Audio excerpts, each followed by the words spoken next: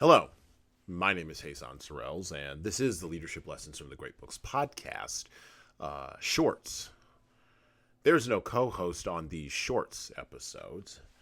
These are now around 6 to 8 minute long observations, ideas, thoughts, or rants about the literature, philosophy, psychology, and even the theology of leadership. Because listening to me talk about leadership for now 6 to 8 minutes is still better than reading and trying to understand yet another business book. Especially that business book you brought to the beach that's now buried in the sand, and it's like 115 degrees out here. Oof, that's a hot read. For much of the 20th century, when people talked with each other across the fences in the backyard, they knew, with some certainty, though not with ontological certainty, which of their neighbors were angry and which were pleasant. The bowling league, the local bar, the country club, even the grocery store served as locations that allowed people, individuals all, to bump into each other in ways both random and purposeful. These places of serendipity and connection allowed individuals to take each other's temperature about the news of the day, community events, and of course, social gossip designed to socially norm people and keep them in line. Overarching all of this was opportunities for thought leaders, opinion makers, and public intellectuals at the very highest levels to educate the public or the masses about what they believed. And because first the church, and then the government, and then the corporations acted as gatekeepers, democratic action based in opinion and passion, well, that was tamped down successfully enough under the stiflingness of normalcy.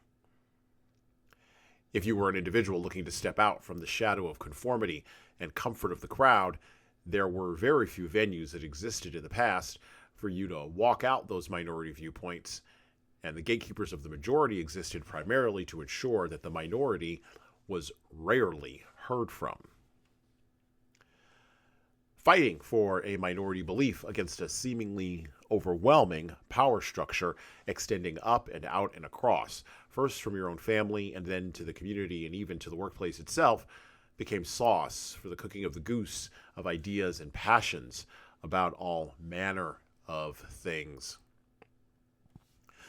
Sometimes those ideas burst through the weight of the dominant culture, leaped over the efforts of the gatekeepers, and struck a chord with millions of people, bringing unheard of change in all manner of places.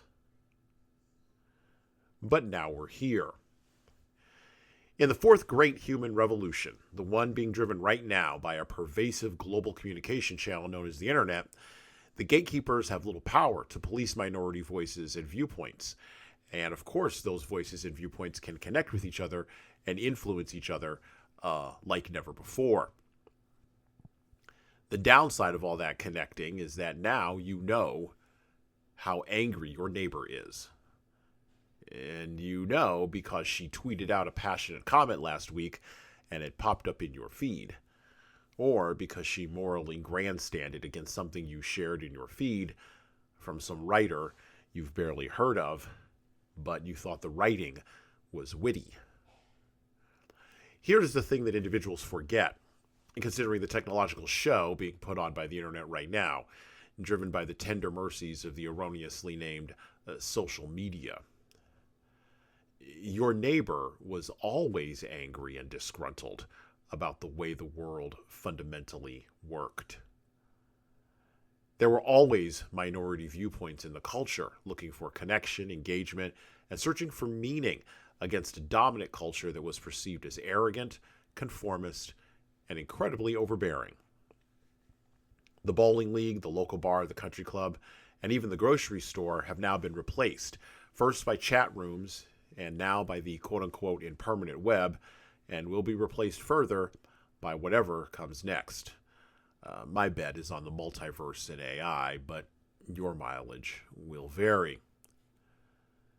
And since the magnification of a problem is not the same as the problem's root cause, it should come as no surprise to us that people are at the root of our angry, passionate, loud discourse on an open, democratic, and connecting communication channel.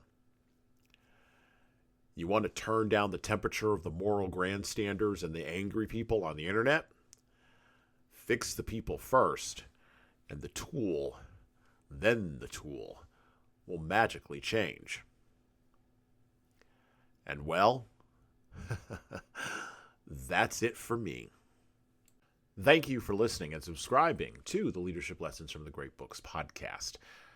If you're listening to this on any of the major podcast players, like iTunes, Google Podcasts, or Spotify, please go ahead and leave us a 5-star review and write a little bit in there. A couple of sentences is good enough. That actually helps us game those algorithms that I was just maybe addressing. And, of course, it helps us grow the show. Tell all your family, tell all your friends, and tell the leaders in your life that you know that need to be listening to this show, that this show exists. By the way, if you want to get started on the leadership path yourself, or you know some people who need to go on the leadership path, HSCT Publishing, the home company of Leadership Toolbox and Leadership Lessons from the Great Books podcast, can help you and your team do that. So check out our training webinars, coaching services, and more at leadershiptoolbox.us. We are remote, we're live, we're in person, we're on video, and we've got leadership development solutions for your civic group, nonprofit staff, public sector staff, or even your private sector leaders. And of course, you're going to want to check out our video-based subscription service at leadingkeys.com. That's leadingkeys.com for leadership development on demand. You don't like videos, you don't like training, but you really like the podcast? Well, I would also recommend reading a book. Matter of fact, I'd recommend reading my most recent book, 12 Rules for Leaders, The Foundation of Intentional Leadership. You can get that in paperback, hardcover, or as an ebook on Amazon, Barnes & Noble, Kobo, Ingram Spark, and any other place that you order books online. Finally, of course, we're on YouTube just like everybody else is. We'd love to have you help us grow the YouTube channel, so like and subscribe to the video version of this podcast on the HSCT Publishing channel on YouTube. Just search for HSCT Publishing, or you can search for Leadership Toolbox and hit the subscribe button. Subscribing helps us grow the show. As it does with the audio, just is the same with the video. All right, that's it for me.